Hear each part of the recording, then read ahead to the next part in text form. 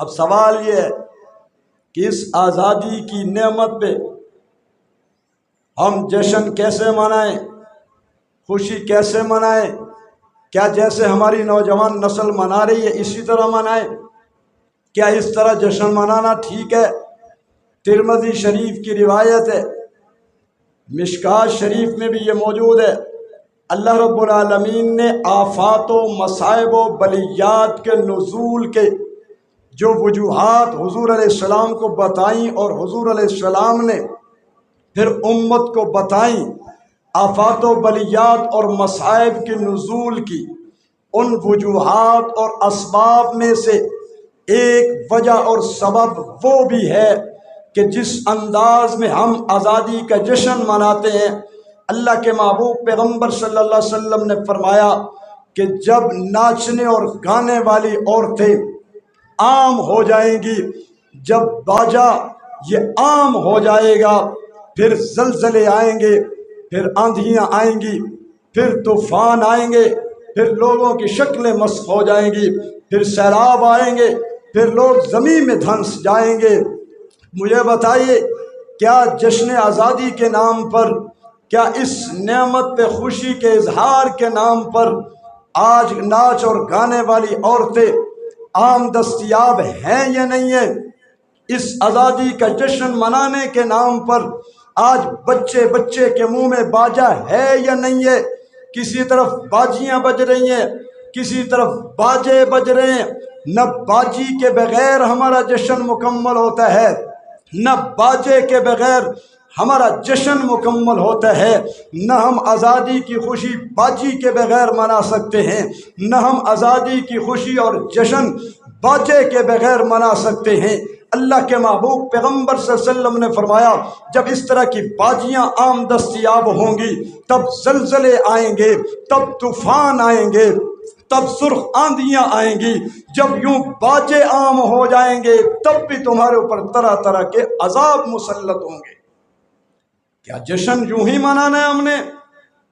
اللہ کے محبوب پیغمبر صلی اللہ علیہ وسلم نے فرمایا، صوتان ملعونان، صوت مزمار عند نعمت و صوت رنت عند مصیبہ۔ دو آوازیں ایسی ہیں جن پہ اللہ کی لعنت برستی ہے۔ یا رسول اللہ صلی اللہ علیہ وسلم وہ کون سی آوازیں؟ فرمایا، صوت مزمار عند نعمت، خوشی کے وقت، جشن کے وقت، اللہ کی نعمت کے اظہار کے وقت باجوں کی آواز پہ اللہ کی لعنت برستی ہے۔ وصوت رنت عند مصیبہ، مصیبت کے وقت ماتم نوحہ، چیخنا چلانا، اس آواز پہ بھی اللہ کی لعنت برستی ہے۔ مجھے بتائیے، کیا پورے سال میں اتنی باجیاں یا اتنے باجے بجتے ہیں جتنا ہم جشن آزادی کے نام پہ صرف 14 اگست میں بجاتے ہیں؟ آپ شاید اس کو محسوس کر رہے ہوں گے کہ مولوی صاحب باجیاں بجنے کا تذکرہ بار بار کیوں کر رہے؟ ہماری غیرت کہاں چلی گئی؟ جشن آزادی کے نام پہ چھوٹی چھوٹی معصوم بچیوں کو ننگا کر کے کیا ہم نہیں نچواتے؟ کیا ہم شمع محفل ان معصوم بچیوں کو نہیں بناتے؟ کیا 14 اگست کی خوشی منانے کے نام پہ ہم ان معصوم بچیوں کی عزتوں کو نیلام نہیں کرتے؟ کیا جو امت کا سرمایہ ہے، جنہوں نے آگے جا کر کے ماں بننا ہے، جنہوں نے آنے والی نسلوں کی تربیت کرنی ہے، کیا ہم ان کی غیرت، ان کی عزت، ان کی حمیت کو زمین میں نہیں گاڑ رہے؟ بڑے بڑے دیندار لوگ اپنے آپ کو بڑا دیندار سمجھتے ہیں، حاجی اور نمازی سمجھتے ہیں، مگر وہ بھی اس کام میں ملوث ہے۔ کیا اللہ اس بات سے راضی ہوں گے کہ میں نے ان کو بندوں کی غلامی سے آزادی دی ہے، اور رمضان کے مہینے میں دی ہے، اور لیلۃ القدر میں دی ہے، اور پھر مقدس ہاتھوں میں یہ وطن ان کو پکڑایا ہے؟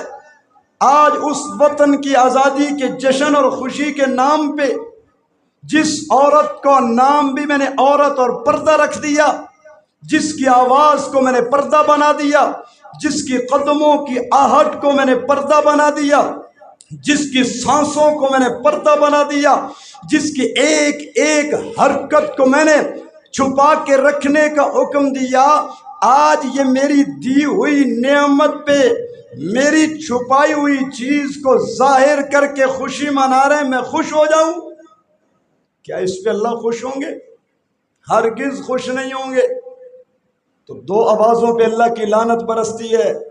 تو 14 اگست کے دن جتنا باجا بجتا ہے ہمارے اس وطن عزیز میں، کیا اللہ کی رحمت برسے گی یا اللہ کی لعنت برسے گی؟